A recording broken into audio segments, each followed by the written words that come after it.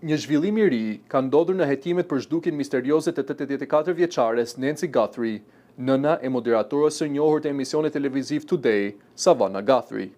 Në një gjykatë federale në Shtetet e Bashkuara, 42 vjeçari Derek Kadela pranoi fajsin për ngacmim kriminal, pasi dërgoi mesazhe dhe letra të rreme duke u paraqitur si rrëmbyesi i të moshuares dhe duke kërkuar pagesë në Bitcoin. Sipas autoriteteve amerikane, ai kontaktoi familjen e Savannah Guthrie me 4 shkurt, duke kërkuar informacion për transferimin e kriptomonedhës. Një ditë më pas u arrestua, ndërsa hetuesit zbuluan se mediat lokale kishin marrë gjithashtu letra ku kërkohej shpërblim dhe vendoseshin afate për pagesën. Megjithse, akuzat parashikojnë deri në 2 vite burg dhe një gjop për $250,000, marrëveshja me prokurorin parashikon që Kadela të vuaj 5 vite në shërbim prove.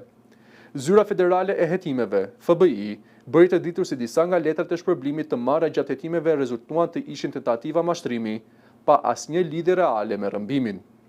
Deri më tani, kjo është e vetmja çështje penale që ka përfunduar me një pranim faji në lidhje me zhdukjen e Nancy Guthrie, e cila u pa për herë të fundit më 31 janar në banesën e saj. Pavarësisht këtij zhvillimi, misteri mbi fatin e 84 vjeçares mbetet ende i pazgjidhur. FBI-a vijon hetimet, duke e trajtuar çështjen si një rrëmbim me qëllim përfitimin e shpërblimit, ndërsa familja shpreson ende për zbardhjen e plotë të ngjarjes.